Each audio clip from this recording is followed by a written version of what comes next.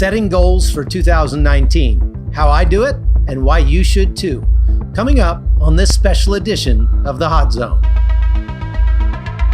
This is The Hot Zone. Engaging with the news in a whole new way, international war correspondent Chuck Holton brings insight into areas of crisis and lets you help those affected.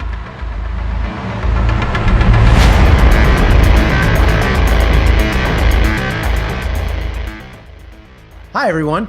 Thanks for spending a few minutes with me today. We're going to talk about some very important traditions that get a lot of shade thrown at them this time of year. New Year's resolutions. A lot of people say it's not worth setting goals for the new year because, people never keep them. Well, if you're not keeping your resolutions, in my opinion, that's no reason to stop setting them. It just means you need to work at finding a way to get better at keeping them. After all, getting better is kind of the whole point of goal setting. Now, I love personally the week between Christmas and New Year's. It's my time to evaluate the previous 12 months and measure myself as a human being. Am I becoming more of the man I want to be, or did I just float through last year and just exist? I like to take this time to reevaluate my priorities and refocus my values and plan. Plan for how to be a better person by this time next year. Now, a lot of my goal setting comes down to rooting out passivity. If you've read my book, Making Men, you know that this is a very big part of the core precepts that define manhood. A passive man is weak, dishonorable, useless, and unable to affect the world around him in a positive way. And the opposite of passive is powerful. An engaged man will wield incredible power to help others, improve the world around him, and ultimately reflect the glory of the God who made him. So I want to be engaged in every area of life. And like I always say, what gets measured gets managed. So first, let's define 7 key areas of life that we want to measure. Those 7 areas are spiritual, relational, physical, financial, academic, business, and social. 7 key areas of your life that need to be measured and managed every year. Now, I take a few minutes and write a summary of how I feel I did at the end of the year in each of those areas. I keep a sort of journal throughout the year on a spreadsheet where I kind of track things like how many days I'm away from my home, my prayer life, what I'm reading, my workouts every day, and how much content I'm producing at work. Then I go back and look at this at the end of the year and pull out some stats of my life for the past 12 months. For example, in 2018, I was home 53% of the time, but more than that with my family, 319 days. So I felt pretty good about that. I worked out 194 days last year, and I achieved my goal of taking each of my kids along on at least one trip. I only finished reading 16 books last year, and my goal was to read at least 20, but I was able to exceed the goals I set in the area of content production for my work. So that's good. So once I've gone through those 7 areas and I've written a little summary of how I did on each one, then I start a new goal sheet and personal progress spreadsheet for the coming year. Then I try to set clear objectives for each one of those areas. For example, in the area of spiritual, I plan to finish the Old Testament. Since last year, I only managed to read the New Testament, about half of the Old. It'll probably not take me the whole year to complete that. So I'll put finish Old Testament, set new goal when reached, something like that. I'll also set a goal for my prayer life and consider how I can be more focused on gratitude in the coming year. Under relational, I'll set a couple of goals that'll hopefully help me keep from getting my priorities kind of out of whack.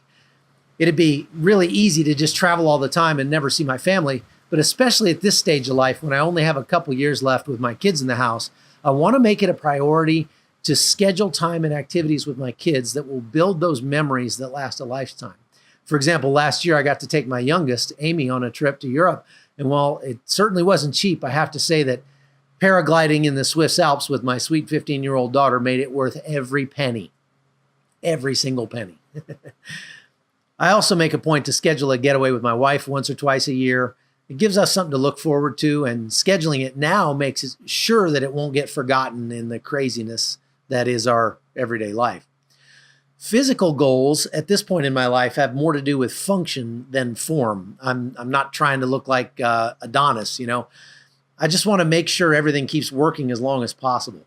In my line of work, I need to be able to lift heavy bags and run for the chopper, so to speak. So I focus mostly on mobility and my large muscle groups.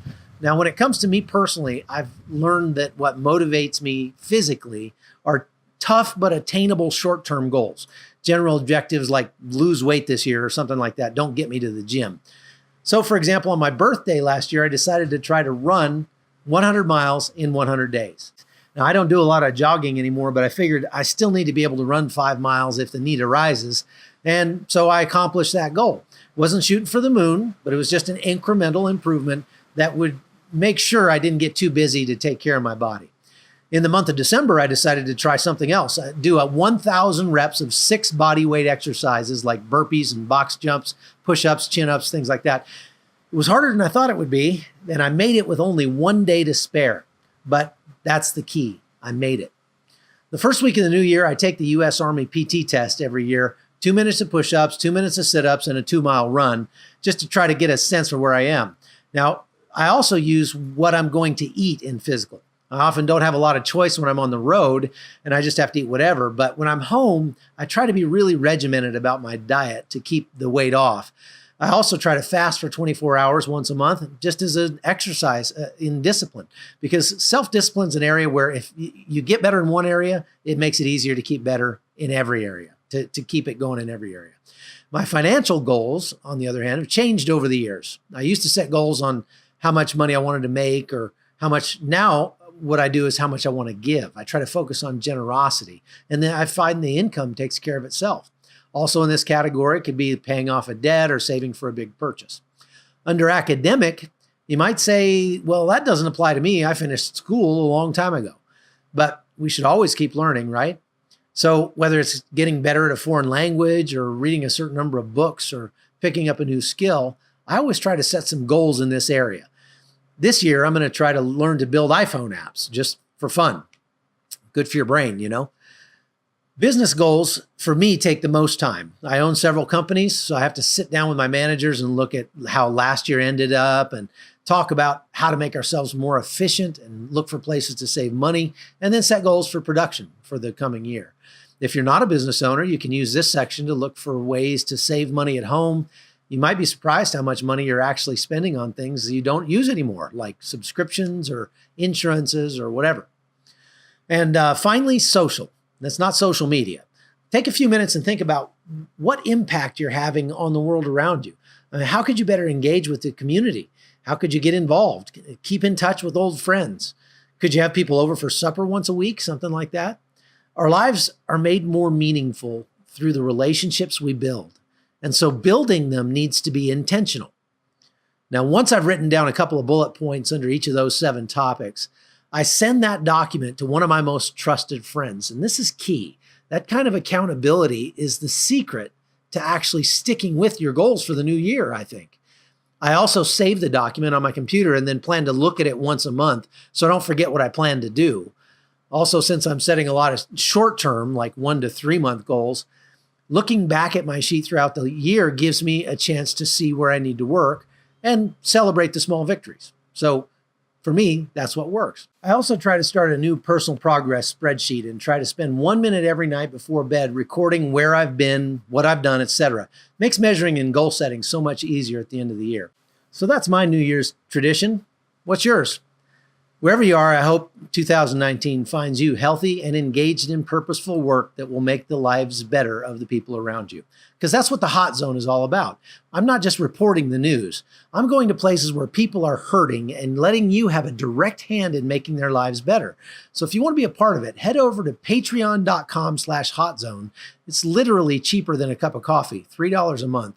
We're kind of crowdsourcing the ability to help people. And so 2019 on the Hot Zone is going to be amazing.